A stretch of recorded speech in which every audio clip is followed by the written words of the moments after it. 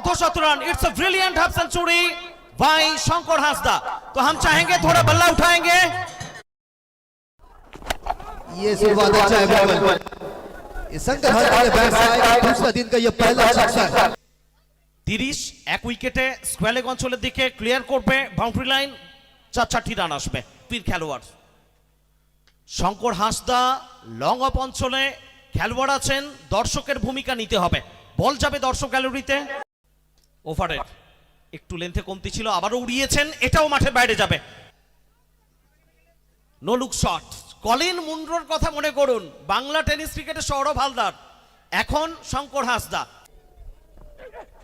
শঙ্কর হাঁসদা উড়িয়েছেন long on অঞ্চল দিয়ে, বল মাঠের বাইরে যাবে।